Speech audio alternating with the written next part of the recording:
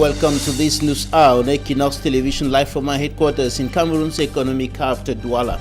I am Babla Jonathan. In this edition of the news, we are going to bring to you heartbreaking experiences and stories of internally displaced children seeking refuge, most of them in deplorable conditions in the littoral region of the Republic of Cameroon. They were kicked out of their homes in the crisis-stricken northwest and southwest regions of the country. We shall also talk about more than 400 bags of illegally imported sugar seized by custom officials in the northern regions of Cameroon.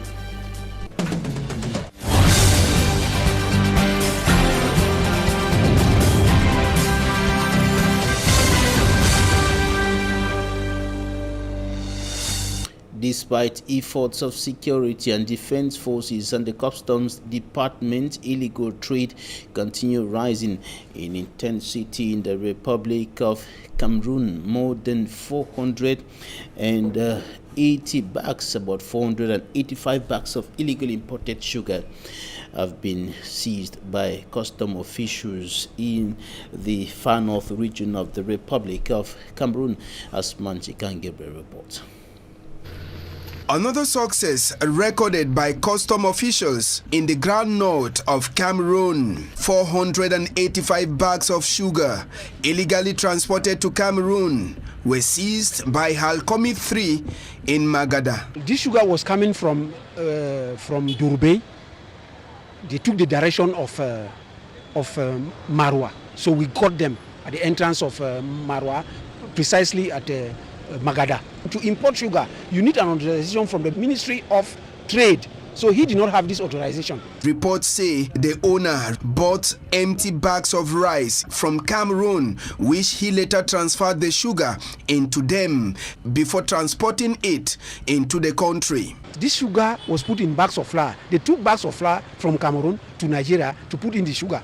And since my intelligence service is at work, so they could not pass without our intelligence service noticing it. The goods are impounded, and now we have informed hierarchy for hierarchy to take decision.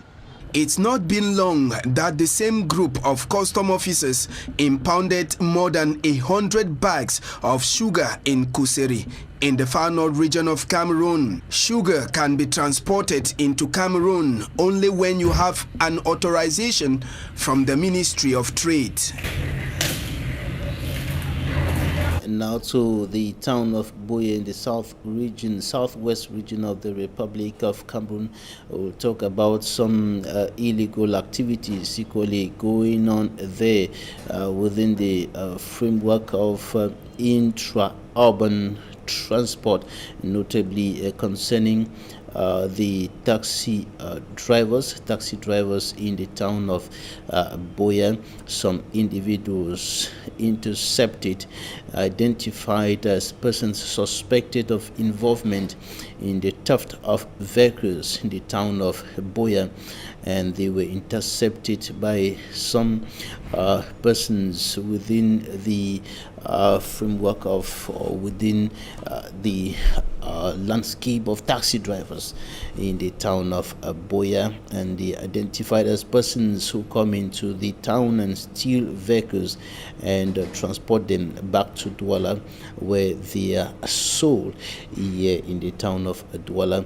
And of course, vehicles have been disappearing in the town of Boya as a result of these illegal activities going on there, and they have been identified, and security forces now have to take over, and now taking over the issue, and investigations, of course, expected to be on the way in order to identify these persons and bring them to justice. The Doctors Without Borders humanitarian organization is indicating that thousands of persons are being deprived of urgent medical care after the organization was suspended. Its activities were suspended in the northwest region of the country by the government of the Republic of Cameroon, and the organization is highlighting a difficult situation in which several persons find themselves today in need of urgent medical care, and they are urging the Cameroon government to lift that ban on the organization in the northwest region of the country so that it can bring humanitarian aid, notably health care, to the thousands of persons trapped in the consequences of the 5-year-long armed conflict in the northwest and southwest regions of the Republic of Cameroon. Now we bring to you these stories, experiences, pathetic, heartbreaking, of internally displaced children kicked out of their homes in the crisis-stricken northwest and southwest regions of the country, who are now seeking refuge in parts of the littoral region, notably here in Douala, particularly in the Douala 4 subdivision, and many of them are living in very deplorable conditions, and they are also scattered all over the Mongo division. We talked to some of them and their views, their experiences, their stories are compiled in this report by Innocent. And yes to living together. One of the messages brandished by children in Zombe, Mongo division of the Littoral region. Among them are children displaced by the armed conflict in Anglophone Cameroon. I am from Southwest. When we were in the village, because of the sound of guns, people started running. So we were able to carry some of our chairs to hide inside the bush. So because of the shooting, so our house was burned. It was burned down to ashes. We had nowhere to go. Even the dresses that we put on our body, we had only one dress. So we managed to come here. War is going on in our village. Many people are dying. They are shooting, burning people's properties, houses. And many people are dying. For people to get food there is not easy. So schools are not functioning well. So that caused us to come here, to manage to come and school. Life has not been easy for these internally displaced children who battle daily for survival in a place they barely know. All the time we suffer here, we sell at the road, plantain, plum. It's not easy for us to feed. Where we sell plantain and plum or roast maize to sell around the road or at the park.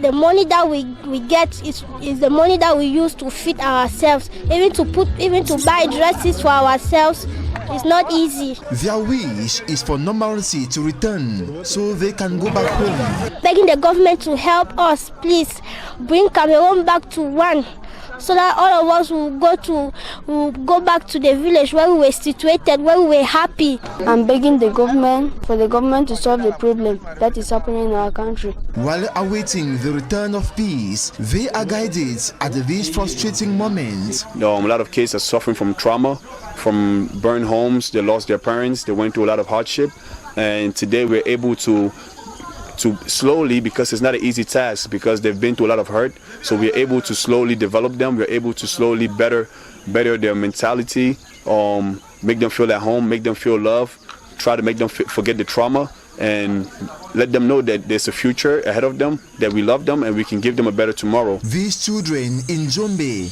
also shun violence on children, abuse, negligence of children, and their exploitation. C'est par manque de l'éducation, se retrouve dans les groupes de bandits, dans les groupes de... Frustration has landed some of her peers in criminal gangs and rape bands, she says. Tous les enfants, les droits doivent être respectés. Though state authorities have been projecting children as leaders of tomorrow, these children, as time goes by, get off these future leadership rails they believe are worn out, calling on government officials to fix them by truly having them at heart and adopt more concrete reforms for the strengthening and the protection of their rights. Rights of children have to be respected. One of the kids said in that report compiled by Innocent, and the rights of each and every one, all citizens, all persons have to be respected. But this is not often the case in many parts of the Republic of Cameroon, and Limbe is just one of those areas where people's rights have been violated, most often in the context of insecurity rising in the town. People who are deprived of their belongings, and some attacked, some attacked in the day, in the night by unidentified individuals, as Davidson Mahmoud reports. The seaside resort city of Limbe, said to be a safe haven as far as the ongoing Anglophone armed conflict is concerned, is gradually witnessing a rise in insecurity. A part of petty theft, such as pickpocketing, especially during market days, and burglary, attacks on commercial motorbike riders is becoming rampant. Motorbike transporters that transport people from one place to another, they are killed on a daily basis and they kill them and collect bikes. People cannot even move. You cannot even go around to enjoy. We are afraid. Maybe you want to go somewhere, you may take them to another direction, go and kill. 2 weeks ago, a confrontation between commercial motorbike riders and the police almost went sour in front of the Central Police Station, thanks to some bullets fired by the security forces, as the bikers were insisting to lynch a suspect linked to the death of one of theirs. The commissioner invited us on Tuesday to see the commissioner. He said we should write to him, then he will take it to the security meeting on Monday. They will discuss concerning an issue about the theft issue going around now in security concerning the motorbike. Within 3 weeks, 2 commercial motorbike riders have been stabbed to death, 4 under critical conditions after being stabbed by men of the underworld with their bikes carted away. We are suffering because of the security of theft killing every day. Even yesterday in the night, one bike man like that that means the boy is in the hospital. We don't even know if he will survive. Because if they will catch one of them, the way they do kill our brother, that's how we kill him also.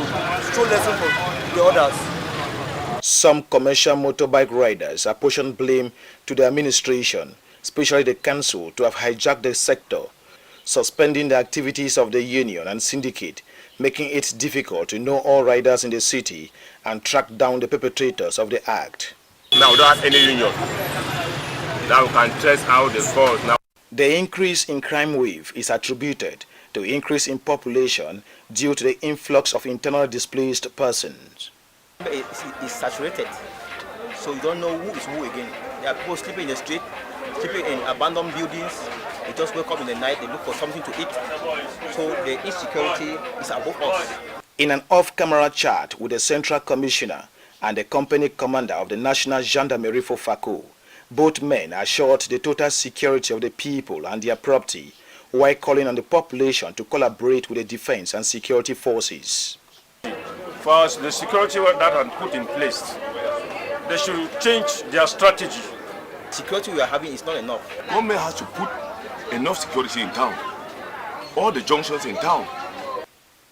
Everything being equal, the call from the populace is an increase in security element to curb with security threat from the growing population.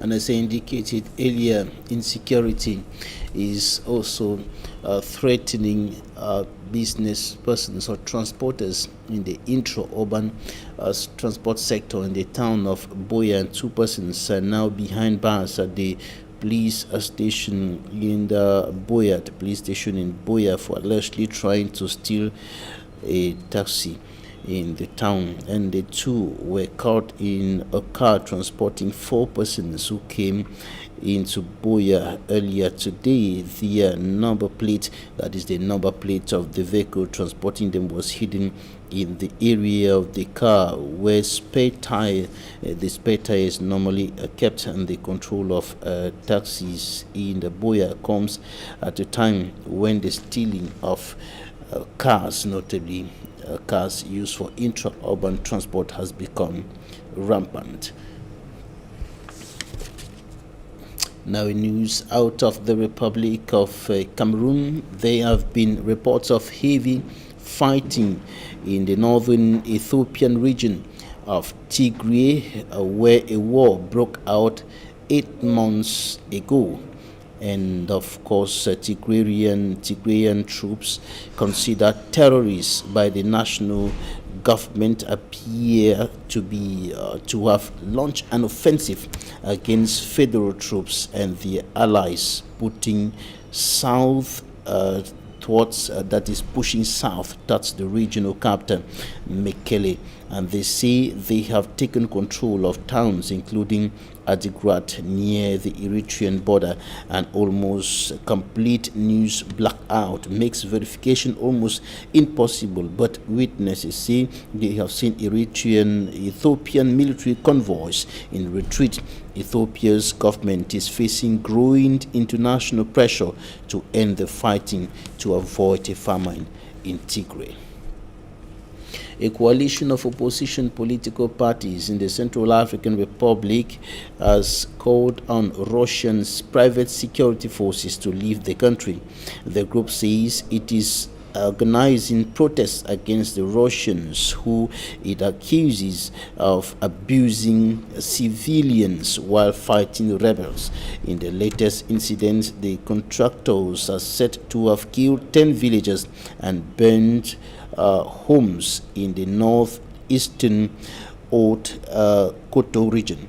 And the Russians have been training and fighting alongside the security forces in the Central African Republic. The United Nations Working Group on Mercenaries recently said it had received reports of the contractors committing grave human rights abuses in the country. And that's it for this edition of the 6 p.m. newscast on Equinoxe Television. Equinoxe comes up next.